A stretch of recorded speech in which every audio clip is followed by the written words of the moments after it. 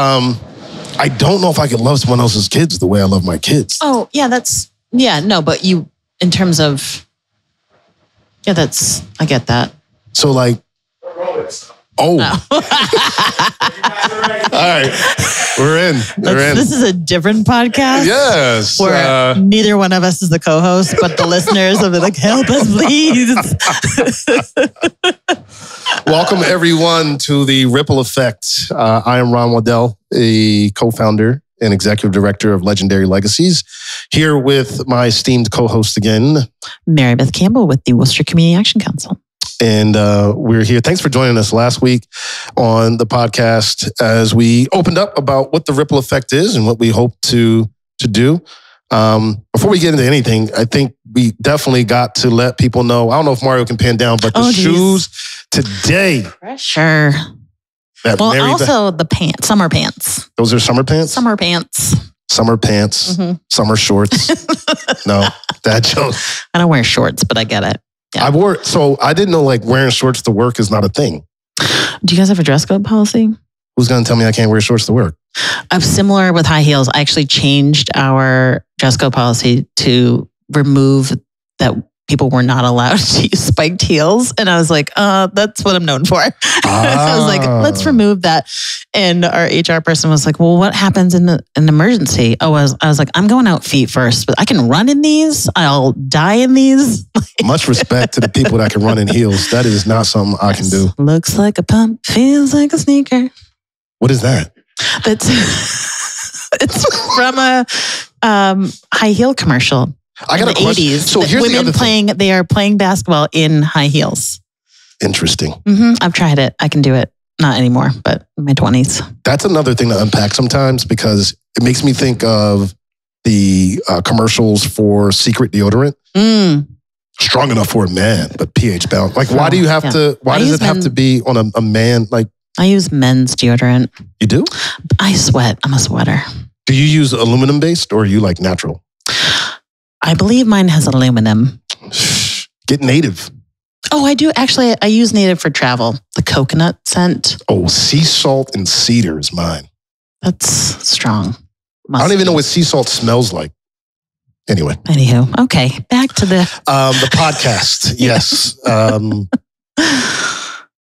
This is what happens when we talk about shoes. I know. But your shoes are fancy, and I tried to come correct. I like your shirt because it has this like very like pixelated graphic kind of look. Thank you. Yeah. Also summery. Yeah. All right, let's dive in here. So the conversation last time, we talked about what we were hoping to do, what we hope to get to, and beyond. But what I thought that would be good today would be to talk a little bit about your role and how you got here. And I love that question too. Like, we do that with our participants. Like, how did you get here? Yeah. And then just kind of let you answer stories. it. Yeah. Like, how, and like answer it from wherever you want. How did you get to this table? Oof, it's a long story, I guess. But no, I'm a big believer that everything happens for a reason, right? So I have grown up in a family, and I say this a lot, like if you look at articles, if someone's asked me the same question, I say this all the time, but I just think public service was built into our blood. It's in our DNA, in our family, or some kind of service in some manner. Dating back to my grandparents, and my parents and my siblings were all in some kind of industry that serves people, literally in terms of the work that I do, in public service. But my brother is in the hospitality industry. Like we're in the blood in giving. There's a lot of giving. So you're from Worcester? I am a 4th generation Worcesterite. Yes. So my great grandparents, is that how that works? Yeah. 1, 2 came. Yes. Yeah. They actually, on my dad's side, came from Ireland. Both of his grandparents in separate parts in Ireland on the boat, literally, established here in Worcester. My grandparents raised 3 children here on my dad's side. I live in my grandmother's house that my dad grew up in. Yep. I bought that after she passed away 7 years ago. That's pretty cool. Yeah. Interesting. I always have wanted to live there my whole life. Wow. And I knew at some point in my life I was going to live there. Did you ever find anything now that you own it that you shouldn't have? No, this is total digression. But family lineage, I suppose, is important in all this stuff. My grandmother was not a saver. Mm-hmm. Like her mother worked in the Waterford Crystal Factory in Ireland and brought Waterford over to America on the boat. And at some point, my grandmother just didn't feel like having it. She threw it out.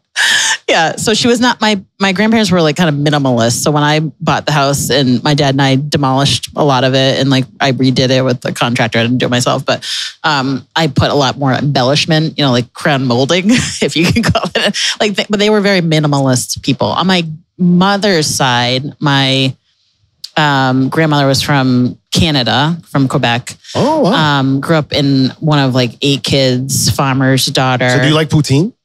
I love French fries with gravy on it regardless. But French fries and gravy separately. Not a thing. I do love both of those things. I mean, look at me.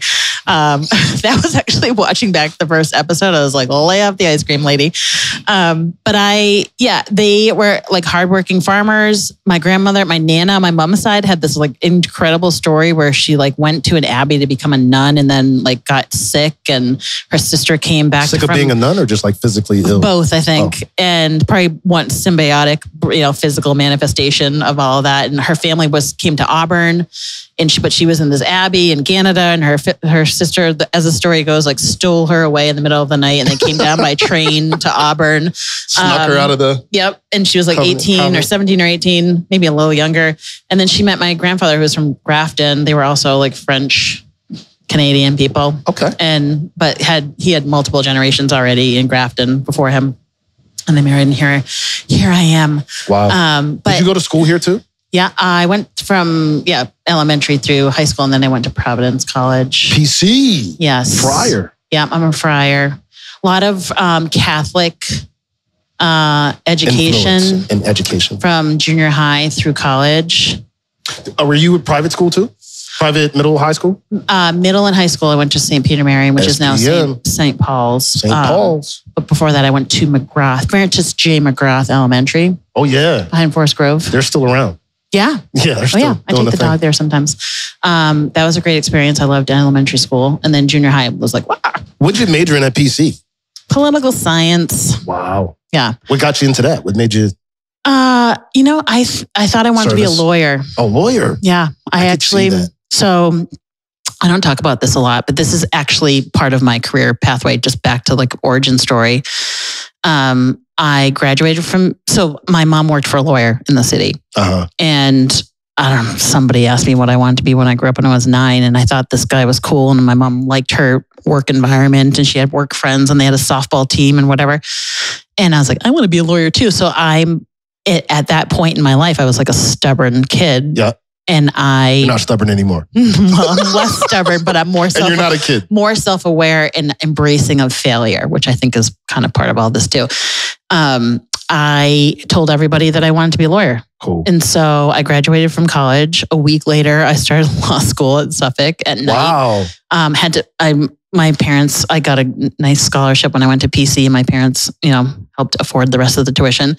But grad school, law school is on me. And I would have a lot more shoes if I didn't have a law school loan that I just paid off like a year ago. Gotcha. Imagine the shoe collection. Did you finish? We're rebuilding. No, this is part of the story is I went to law school. I was working full-time at the State House. Little nepotism admittedly involved in that. I needed a job. Ain't wrong with a little nepotism. And my first boss, my first real job, full-time boss was then the late state representative, John J. Beninda.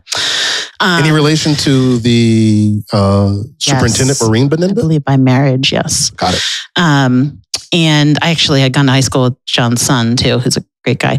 And I needed a job, and I needed a job to afford to live in Boston and go to school at night. Facts. And so through my father's. What time is this unfair to ask? Like, what time frame is this? 2000? Where we at? 2000. 2000. Yeah. So I graduated from PC in 2000 and then immediately started law school, Suffolk at night. Gotcha. Yeah. And everybody, I would not recommend that to most people because most people that go to night school, at least at that time, were much older career people who were way more focused than me, whose friends were out and about all night long. Yeah. And I was trying to go to school at night and pay my bills and make $20,000 a year and live in Boston and have a great time. But I ended up in the energy committee, that he was chair of the energy committee at that time. Okay. And I found that I had more of an interest in that.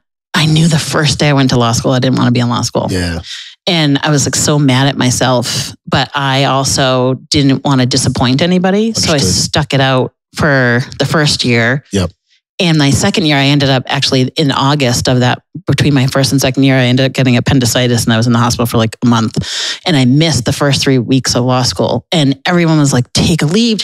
And I was stubborn. Nope, I'm not doing that. Playing hurt. And it took me years to admit this, but now I share it because I realized the lesson. I failed out. I flunked out of law school. Gotcha. I tried to make it through my second year. Yep. And I flunked out. I was late. Overwhelmed. Too much. Totally overwhelmed. I started 3 weeks late. I didn't care that much about it because at that point I'd been in the workforce I was approaching my second year in the workforce and I actually loved the energy stuff. I loved the policy stuff. And I just didn't have the career exposure prior to that. Like, I did internships or I worked at UPS. I unloaded trucks in the summer. I did cold calls for toughest job. That UPS summer unload. That was one of my most favorite jobs. What? Yeah, I cried every day, but I just felt like so strong doing that. And I was like this, I looked good that summer. But it took me a really long time to realize like I could admit my failure while paying that school loan off. Gotcha. And I still have it on my resume that I attended Suffolk Law because that's a $40,000 line item on my resume. That's like the one thing I got from it. But now I tell people because I think it's important to talk about failures, know? Yeah. And so I worked for the legislature for 5 years in this committee, really got into clean energy. It was at the time that energy, there was renewables and clean energy were being promulgated, rules around that and regulated. There's that, you just did it with promulgated. Promulgated, yes. It's a legal legislative term. So I was just fascinated by that. And then I went to work for a state agency that dealt exclusively in building up the renewable energy universe in Massachusetts. That then transitioned into doing more workforce development at another clean energy agency that was established in the Patrick administration. And I started up the workforce division there. Had no clue what I was doing, but nobody else did either. No doubt. No one knew anything about workforce development in green jobs. Got it. And I had been following stuff in New York and I was like, yep, I got it. Fake it till you make it. You're a GSD person. Just do it. Get it done. Can we swear? Can we swear on this podcast? I mean, it's family friendly. Get stuff done. So yeah, this is, like I said, the long story, and there's so many things intertwined in that. But I eventually went to work exclusively in workforce development in the Patrick administration. I worked for 3 cabinet secretaries. That's you're just passing over that. I just work with some cabinet secretaries. Yeah. I was in the state, just kind of figuring out energy for the whole state. Nothing big. Well, I mean, I wasn't leading the charge on those things. But you were in the room. It. Yeah. So there's a ton that you picked up, see. Right? Yeah. And I think looking back, I value that more than at the time. I was so focused on doing things the right way and getting stuff done and being relied on and loyal and not realizing how hard the work was actually. I just did it, Yeah. And in the working for the 3 cabinet secretaries, it was kind of a made up position. They were trying to figure out how to breed resources among education, workforce development, and economic development, which is now the sustained cabinet called the Workforce Skills Cabinet that the Baker administration kind of picked up from this one singular role that I held, built a whole cabinet around it, and now this new administration actually is still carrying forward. That is a big deal then. You were the catalyst for this massive You were the beginning of that. I was the test case for sure. Yeah. And so because you did a good job, however you did it, they say, you know what, we should keep doing this. Yeah, there was a lot of components that made sense. And then again, like there's always like this inner saboteur, right? So, No doubt. you know, even as leads of our respective organizations, Absolutely. there's like this little like, am I doing this right? And then the reality is like, I actually don't know. The reality is I've come to realize most people don't know. Right. And you just kind of bounce off relationships a little bit and learn as you go and try to be reflective. And so I left the Patrick administration and I ended up becoming executive director of a workforce collaborative that was part of the Boston Foundation. Skillworks, correct. What a good recollection. Yeah, that's good. Often referred to as skills works, but that's not proper. No, it's not proper. No. So I was the boss of myself and one other person, and I managed like a advisory group kind of group. So, but that actually got and it was philanthropic. So that's where in the last episode I talked a little bit about coming from philanthropy and this mindset of like being a thought partner and strategy developer, and also being a funder. So Skillworks was funding initiatives. Workforce development initiatives in Boston proper. Got it. It was co-funded by the city of Boston and the Boston Foundation. So then Mayor Menino and Paul Grogan, who was the CEO of TBF for 15, 16 years. Prior to my arrival, I had a predecessor who had been there for 10 years before I came along. So you left the cabinet thing yes. to go. Yep. Okay. Yep. And, you know, the administration was coming to an end. And so then you had energy and some workforce development at this point. This was kind of being... And policy. Coming together education. for policy. Exactly. Wow. Yes. A lot of... But I was feeling... You know, I'd been at Skillworks for 3-4 years and I felt like there was so much happening in Worcester that I lived here, but I didn't. Oh, you were commuting out to Boston? I commuted to Boston for 10 years. Wow. Do you drive or take the train? I drove mostly so I could control my schedule better. I see. Because the train schedules at the time they were not conducive for me leaving at 6 a.m. and getting home at 8 p.m. Or having control. And in the later part of Skillworks, my dad was ill, so I wanted to be able to. I wanted to be able to like leave and do whatever. Absolutely. So yeah, that I think for me at that point in my life, my career, I think I was kind of assessing like what skills I had and what I like to look at my taking a job as like how is that going to get me to the next one? Yeah, and it's funny. Where I am now, I am like completely fulfilled, which was not, it's not been that way the whole 4 years I've been at WCAC. But I don't have my sight on anything anymore.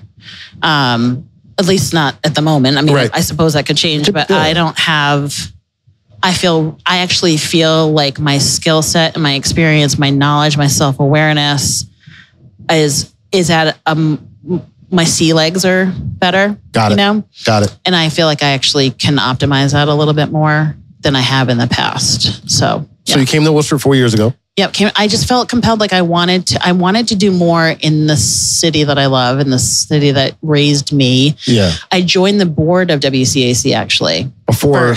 Yeah. So I was still at Skillworks. So when you applied, were you on the board? I resigned. I stepped off and then I applied. Yeah. Yes.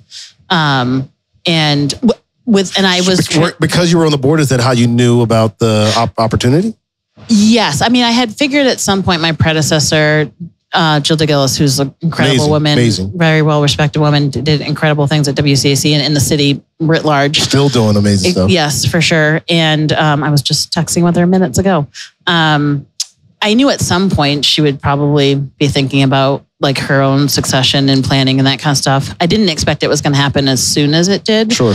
But I jumped on the opportunity. So I resigned my seat from the board and like the next day applied to the job. Yeah. She had announced it to the board that she was, and they were starting to plan a search process. And I excused myself from that and resigned. And so I didn't have any unfair advantage, but, and I honestly, I was like this. Would you say though, that it was not an unfair advantage? I'm not like trying, but like they kind of knew you from the board. Yeah, but I think they knew many other people who probably put their names in too. I mean, Worcester's I'm happy you're here. I'm just small little community. you know how Worcester is. Like if you're talking to someone about someone, you should assume they know who you're talking exactly. about. No doubt. Yeah. No doubt. So yeah, that's kind of, and being an executive director, I was an ED at Skillworks, but it was me and one staff person, so it's in a $1.5 million, $2 million budget. I've learned an incredible amount in the last 4 years that as a leader, you have to admit that you don't know stuff. You're not the smartest person in the room. And to try to trust and build teams. And it's an imperfect practice. For sure. Yeah. So that's how I ended up here. It's funny you say that it's an imperfect practice. I was listening to a audiobook by Henry Nguyen, philosopher, theologian. And I'm going to mess this up, but I loved what he said. He said that forgiveness is the lubricant of community. Interesting. Like, because everyone's if you don't operate with that level of forgiveness and being able to know that I'm not perfect and I'm going to mess up, like holding someone to that standard is not realistic. Yeah. If you really want to have healthy community. I understand that. I think that could even be applied in our relationship. I think you and I have had like tense things in our conversations, and not that we've had to forgive each other for anything in particular, but like we've had like... I cried one night. Yep. I'm thinking of that specifically. Yeah, it was pretty intense. Well, I mean, and that was part of our own leadership development. Like the two of us just like really hashing out an argument around... around, I think, personal, professional, and organizational growth. Yes, it is true. Yeah.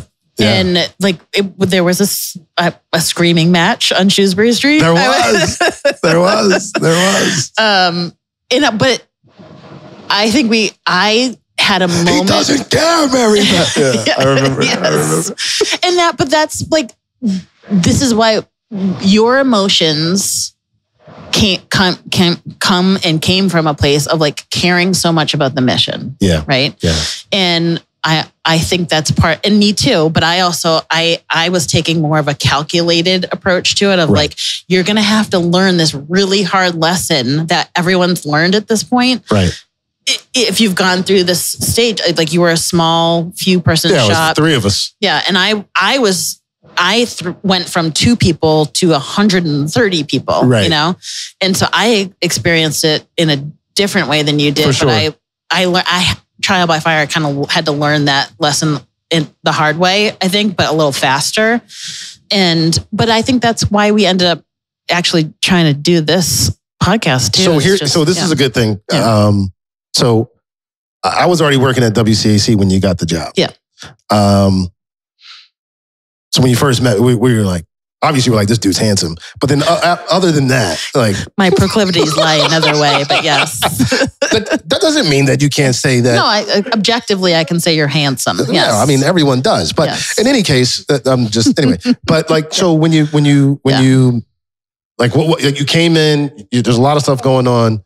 The Safe and Successful Youth Initiative had been there for about a year. I'm sure they're giving you an overview of the entire organization. This is a small part.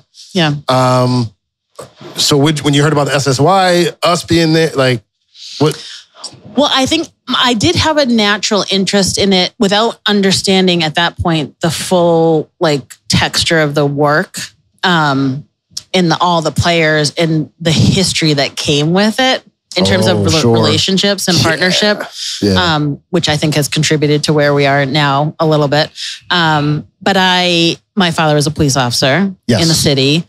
And so I had some instinct to want to be interested in the work because I knew the captain in charge of the partnership on the PD's end, No doubt. And I thought maybe I could be helpful in some way without also getting in the...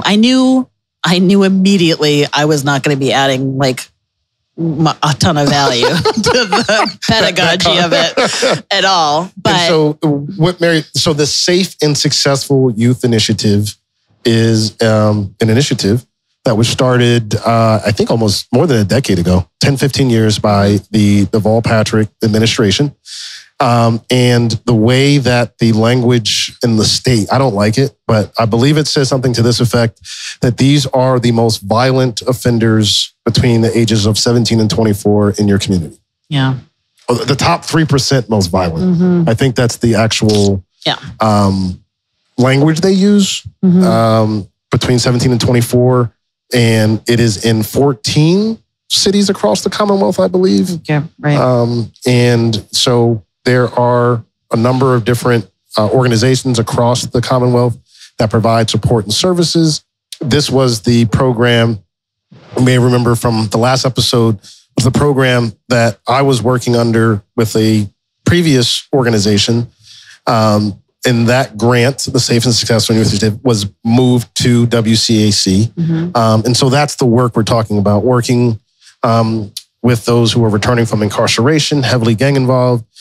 Most of they did add young women later on, but initially when I started, it was just young men.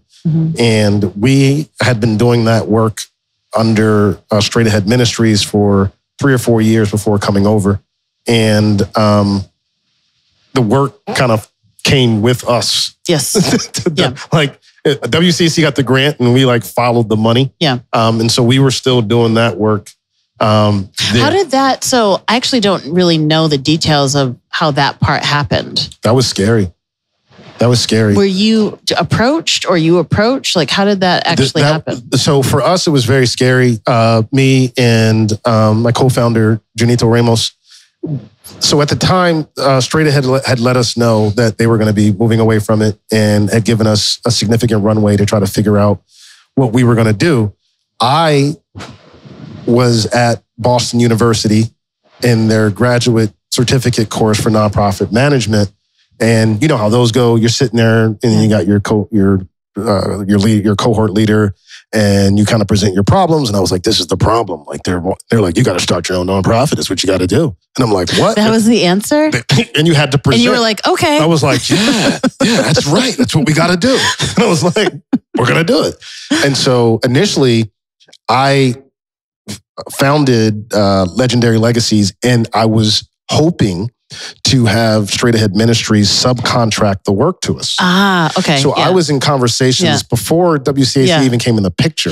I was talking with Straight Ahead Ministries administration about, hey, why don't you subcontract this work to us and we'll just keep doing it, spin us off underneath you guys. And we were going back and forth on the negotiations, what that could look like. And I think somewhere in there, to your point, where I learned that the city who actually is the grantee was looking at the sustainability possibly or the structure of that and saying, and at this point I can look at it and be like, yeah, I probably wouldn't take that bet either. Right? You're going to do what? So you've never, when did you start that nonprofit? 3 weeks ago? Yeah. Okay. Right. Yeah. I'm going to invest everything in that. Yeah. To be like, here's WCAC. At the time, I took a lot of offense to it though. Because I was like, we're the ones that have been doing this work. We know the work. Why wouldn't we get it? And so we were and we were marketing ourselves. We had gotten legendary stuff. We were walking around the city. I was confident that we could get this done with Straight Ahead. Unfortunately, we weren't able to make that contract work. The director of the JEC at the time, Carrick O'Brien, great friend of ours, and I love Carrick. I love what they're doing with Mohawk. We were in conversations about this because WCAC was the employment partner. Yes. And I know there was conversations about possibly them taking it over. And so this was coming up near the end of the fiscal year, and we didn't know. Like me and June literally didn't know where you were going to live. No, we didn't know where our income was going to come from. So is what happened that you just kind of got seconded over to WCAC? So when the grant went over, right?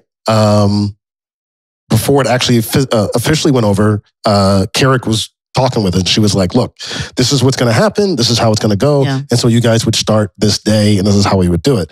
And so it was about 2 weeks in between before we got that call from Carrick that we didn't know. And so we were kind of in limbo. And then Carrick told us that this is what's going to happen. And we came over. And that's how we ended up at WCAC. It was very fascinating because this was my first experience. The budget for the program, when it was at Straight Ahead, I helped create. Right, yeah. And so when the money went to WCAC, obviously WCAC writes their own budget. And so it was like, whoa. Yeah. Because the budget that we created and the way that we had allocated the funds and everything, I had a lot to learn. But it was like, hey, we have this many positions and this is where our money went. And when it went over here, it was like, well, these disappeared and our salaries dropped to this. And it was like, well, why? Like, where's the money? What are we doing? Much larger organization, other things going on. So there was a lot of stuff we had to learn too in that space. Yeah. So when you came on, we were still kind of trying to figure out where we fit.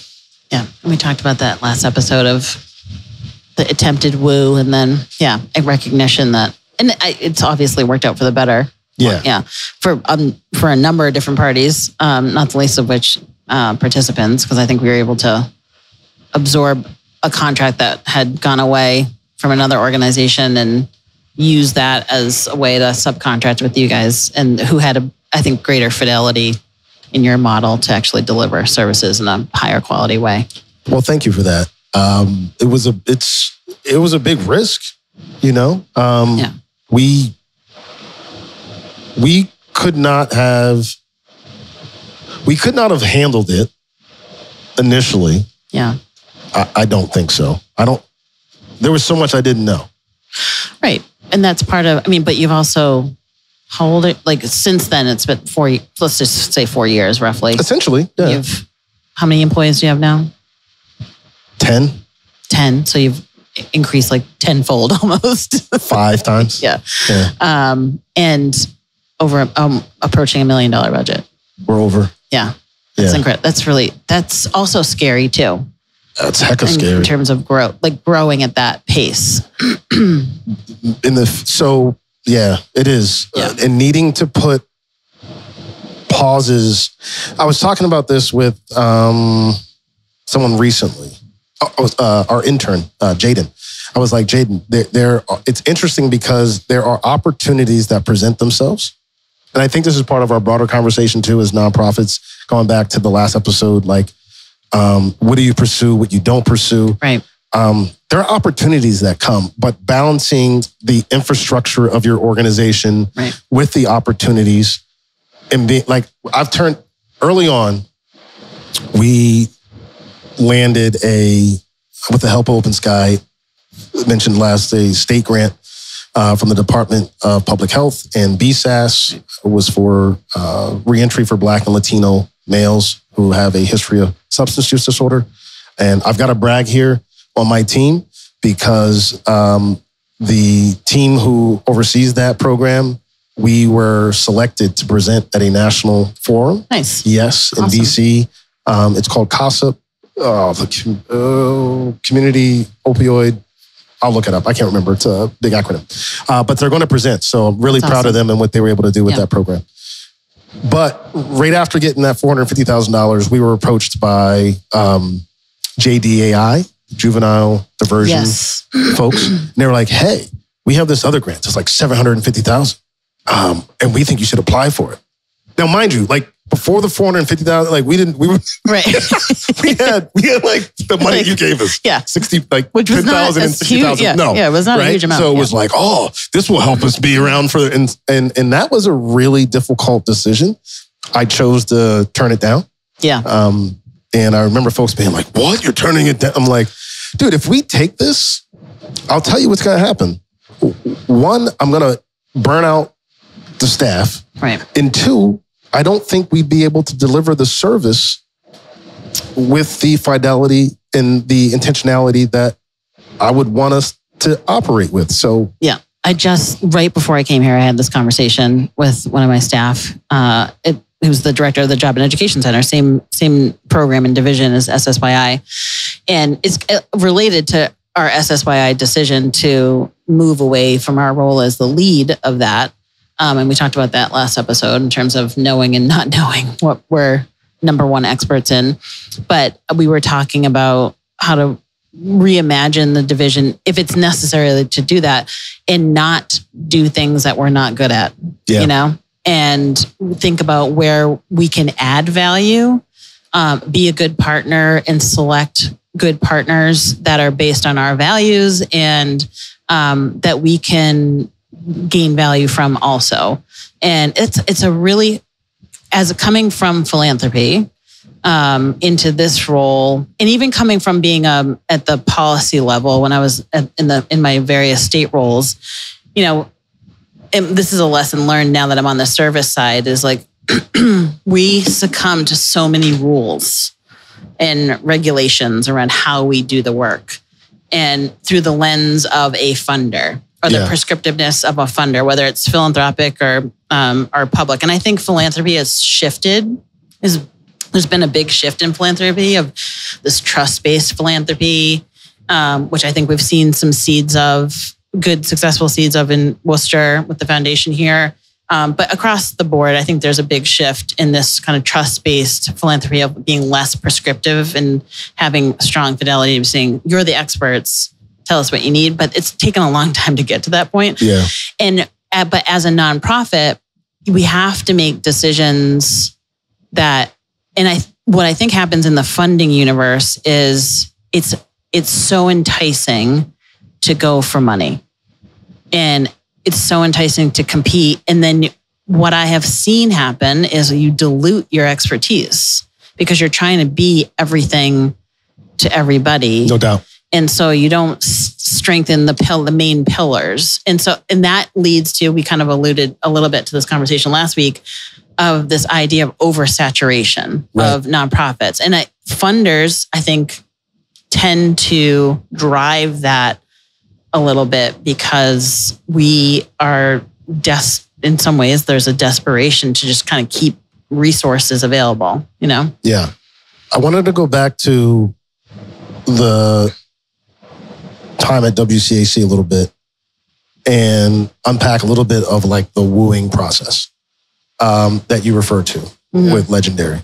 And one of them, for me, I'm trying to, what was your view of us though? Like, cause at some point you were like, hey, I think we can maybe get them. Somehow that shifted later on, but like, how did that? Why did I even think that was a possibility? Yeah.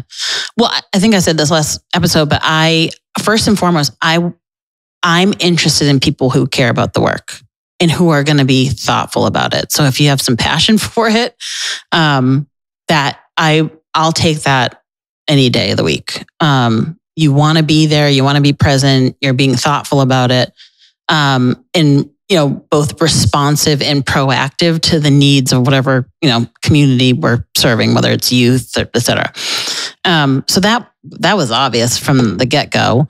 I think there was confidence in your knowledge. You and Janito exhibited confidence in your knowledge and your skill set. And not to say anyone else on that team wasn't doing that at all. I mean, I'm very confident in that team, both the team that is no longer there and the team that's there now. No doubt. Because people bring different strengths to the table. But in part because I was not knowledgeable about the space, and trying to get a handle on I understand partnership dynamics, that I understood immediately, but the actual delivery of services and the importance of how it was delivered, that wasn't an area that I was confident in at all. And I also was very cognizant of not making decisions that were going to be harmful either. So I liked the idea of like status quo, of like, let's keep things as is. And then let me figure this out too with our team and decide maybe down the road, like what would be a better solution if a better solution might be necessary. Yeah. I didn't know the answers to anything at that point because this was pretty early in my tenure too, in terms of. Yeah, I don't think your first year was done. No, I mean, it definitely wasn't because we were meeting in person about things. That's true. Because the pandemic. COVID came at month 7 in my 4 years. Wow. Month 7. Wow. Yeah. It was that fast, huh? Yeah, it was that fast. It was like, whoosh, slap you in the face. You're going to learn a few things real quick. You know, the interesting thing, I didn't talk about this broadly, but the same time, so 2018 is when the SSY grant went over to WCAC. And so this was the wild thing for me. I started Legendary in April of 2018. July of 2018, we go to WCAC. In September of 2018, I come home from work one day, and there's a Dear John letter on my door from my wife of 12 years that I want a divorce. I knew a little bit of that story. I didn't know there was a letter. That's how I found out. I came home. I'll never forget. I left work early to go take him to see Smallfoot. And when I got home, the letter was there. I called a good friend of mine who's also in the city now, Angel Guzman. And I was like, dude, I think I'm getting divorced. I have two sons, Joshua and Isaiah. Their mom and I are working tremendously together now. The Lemonade Brothers. The Lemonade Bros. Sponsorship coming. Lemonade Bros. They have an event actually this Sunday at Burncoat. I think she made a great decision, actually. I can say that now confidently. At the time I wouldn't have, but I was not a good husband. And she made a wise decision for herself. But all this turmoil was happening in my life at this time. And so the fact that like we didn't know where we were going to be, going through that with the straight ahead situation, ending up at WCAC, funds getting cut from the budget shift, divorce happening. A lot of things. Yeah. And so one of the things I was really grateful for, though, is even during my time there, is why I shouted her out, Carrick O'Brien, was she was really gracious and did a great job of managing from an emotional intelligence standpoint. And knowing that, like, she was good at team development. She really, I'm sure still is, but yeah. She really supported me in a way that I like to say impacted me to how I do some of my supervision today with my staff. But it was super scary. Kind of.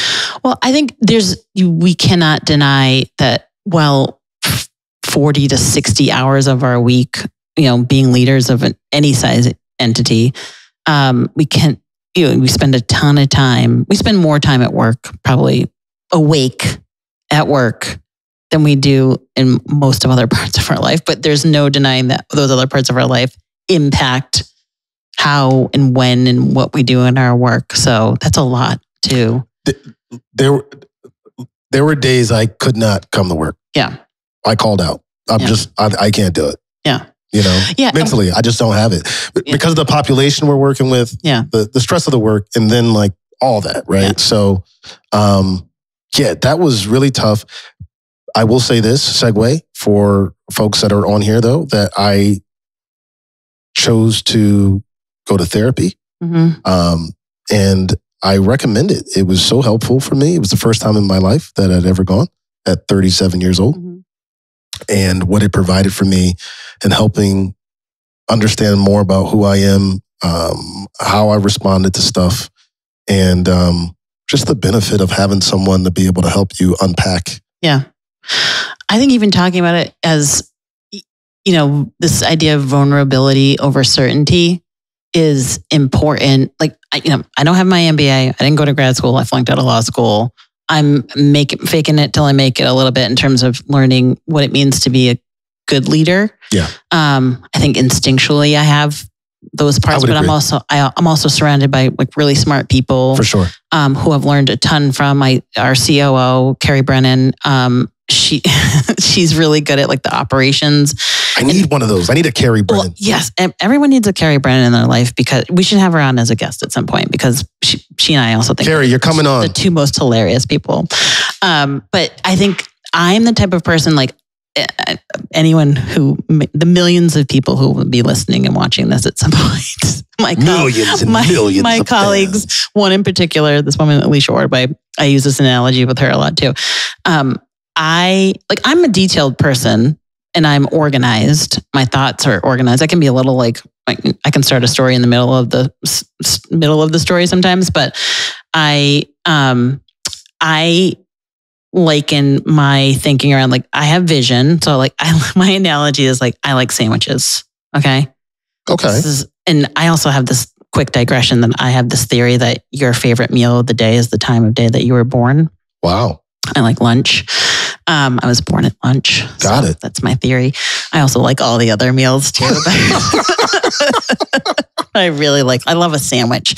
But like, I love sandwiches so much. I see a sandwich, I want to eat the sandwich. And Carrie and other colleagues and friends in my life that I've worked with will be like, whoa. Where's the sandwich from? Who made the sandwich? What's in the sandwich? Do you like what's in the sandwich? So she and I balance each other well because I want to go. Facts. I get frustrated by lack of urgency or lack of sense of urgency. But you have to be vulnerable and admit stuff, right? No doubt. You can't be certain that you know everything. And you have to have people, at least one person on your team, if not more. And I have multiple people on my team who are like, let's think through this. And I think I've learned to appreciate process and time. Yes. Over urgency. Yeah. And being vulnerable without crossing lines of like sharing too much.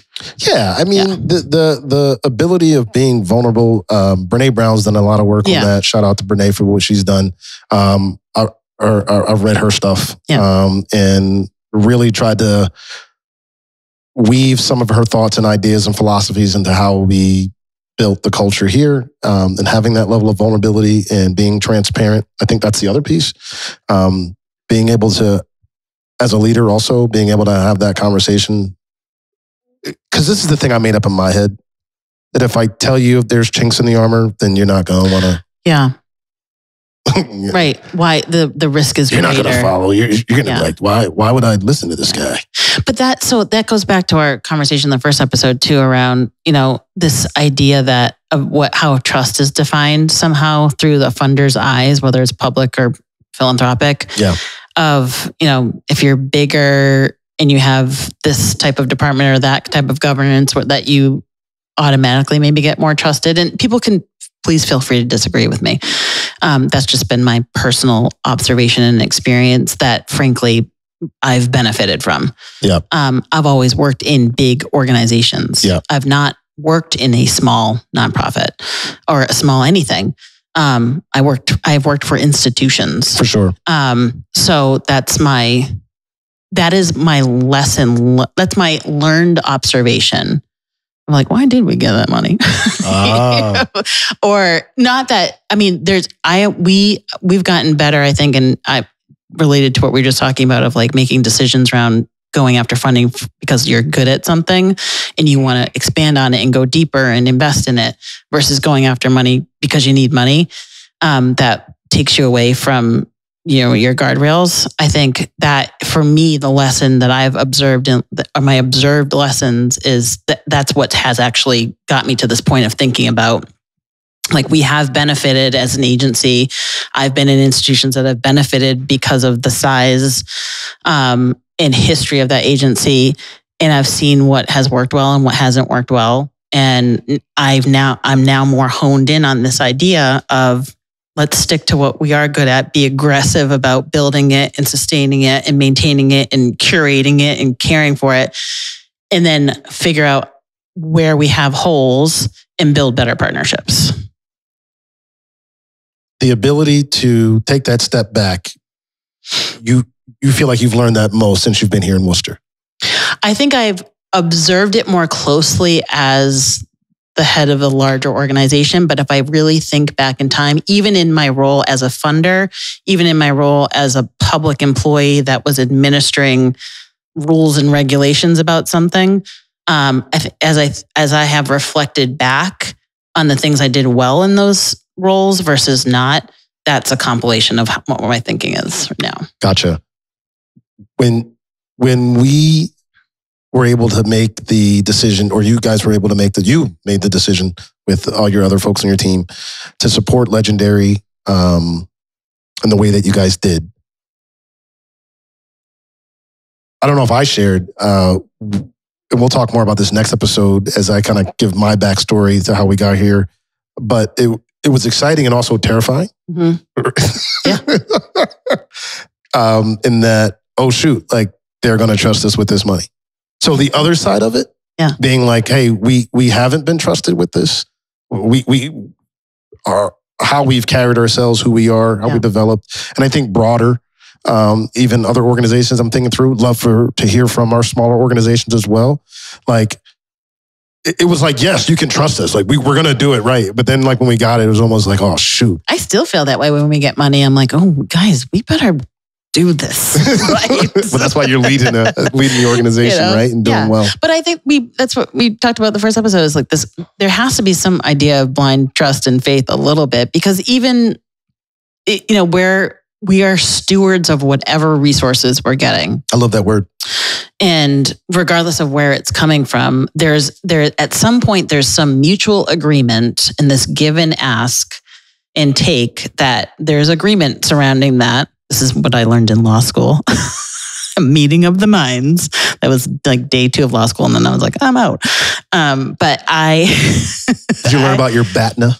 I have no idea what that is. Was that beyond year 2? Beyond year 1? Year 2 was a wash for me. So my law school was YouTube. I don't know what that is. Your best alternative to a negotiated agreement. Oh, geez, no. You should always know your BATNA before you go into a negotiation. Okay, well, that worked in terms of how this came to be, right? I know my BATNA. Your BATNA. It's a terrible acronym sounding, but it's a negotiation business term. So where was I? Oh, in what you've learned in law school. Oh, yeah. So, I mean, I think that in any scenario, there's some kind of mutual agreement that you're going to do the thing you said you were going to do. Valid. And sometimes there's barriers to being able to do that. You predicate applying for a grant based on the staffing, and you have somebody leaves. You're like, oh, geez. Whatever that is, regardless of the size of your organization, there is risk in it. And I think this might happen more frequently in the public sector funding domain, is there's way more risk involved because it's taxpayer dollars. Sure. And so, no one wants to end up in the Herald, right, or whatever it is, or the Telegram. Telegram? Yes, sure. You might not get put in there. There's like 8 writers there now. Is that right? I don't know. Their workforce was cut drastically, though. Indeed, yes. Regardless, I think there's always risk involved. It's like, how much risk are you willing to assume? And I think there's less risk being willed in the public sector domain than there is maybe in the philanthropic domain. But I think that is a hindrance to ultimately smaller organizations. So this is a wonderful question. And it may even be unfair to ask right now, but I'm going to ask it. So, man, I feel this is like a whole nother podcast though, but like interests. So what you said was that people don't want to end up in the Herald. Valid, right? I say that also because I work for someone whose nickname was Spuds in the Herald and Howie Carr's. So Spuds in the Herald? My old boss was called Spuds, yeah. Oh, wow. Yeah. Spuds. If I ever get a dog, I'm going to name it Spuds. Spuds McKenzie? Actually, I'm not. Actually, you know what I'm going to name my dog? I'm sorry. DOG. DOG? Yeah. Oh, gosh. Dad jokes. And my cat will be CAT. Anyway, sometimes... What do you call a fish with no eye? I don't know.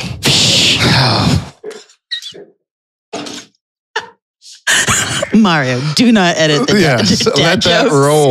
Let it roll. Let it roll. What do you call a deer with no eyes? Dead. I don't know. No eye deer. Yeah. Okay. Yeah. Last one. Deer with no eyes, no legs. Still no idea. So I'm so mad that I'm not fast enough to answer it. Competing interests. Yes. So if someone's in, sometimes I find myself wrestling with this conversation in my head about if public interest or the public's interest is avoiding the paper versus my interest of doing this work, sometimes our interests are going to clash. Yes, agreed. And so, again, like I said, this is another conversation down the line. But how do you work through that type of challenge? Yeah, I think that's a good framing. We have to be respectful that we are stewarding public resources, right? So there's an expectation around that not that it doesn't exist in other funding streams, but because philanthropy has that too. It's people's money. No doubt. But yeah, I think we were talking about overpackaging last episode, and I think that's part of it is we've got to renegotiate the terms a little bit. And that, I think that's, in my experience, is running an anti-poverty agency. Right. Of this, we have not solved poverty, like I said, news alert. But that is, I believe, in part because we are so over-regulated and have so much compliance to deal with that our admin costs are spent on dotting I's and crossing T's rather than actually figuring out ways to help people become self-sufficient and economically mobile on their terms. And that is part of why we're here talking anyway. Yeah, exactly. Right? The Ripple Effect podcast is really about having these conversations where it may have bottlenecked or it may have gotten clogged up a little bit, and thinking about other ways to do things so that it can allow things to move forward, not create the tension, understanding that people have different interests. But I love your word, can we renegotiate relationships and reframe the conversation around how we're doing the work? Somebody would be hard pressed to convince me otherwise, based on the history of community action and the origins of that from Sergeant Shriver and the challenges that he had actually, he crisscrossed the country marketing community action and Head Start, and as tied to civil rights also. It would be very difficult for somebody to convince me that the aftermath of creation, that there are certain members of Congress at the time that they didn't put intentional structural racism into the regulations. It would have a very difficult time convincing me otherwise. I believe in many ways especially when I get frustrated about the things that we are forced to comply with or focus on because of compliance, there are days where I am convinced we exist to mitigate fraud. Which is wildly it's a different interest. It's a different interest of, frankly, keeping people poor. Right? So I run a community action program. I'm less interested in running a traditional community action program. Right.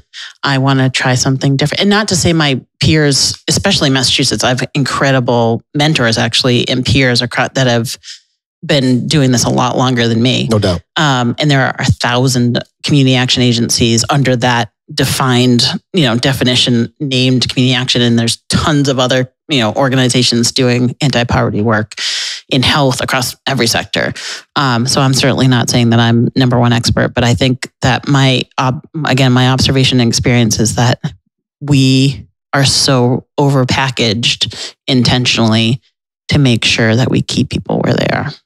I will talk next episode about how Legendary has started to, how I got here, how we have grown, how we've gotten to that conversation of where it was a very heated fellowship in regards to the compliance, the regulations, and how I saw that, how I see it now, and some of the same ideas that you have. So we hope that you join us on the next episode of the Ripple Effect. But listen, more dad jokes. But before you go, there is going to be we have a steak off coming up. Yes. It's next week. July 13th, my pupp's birthday. So the steak off. So we challenged each other to who can cook the best steaks. Yes. So I'm doing one. Marybeth's doing one. Marybeth even said that potentially it could be in her backyard. Yes. Oh, well, the steak off will be in the backyard for sure. That's going to be there. Maybe podcast episode 3 is being filmed at that time. It's the sizzle episode.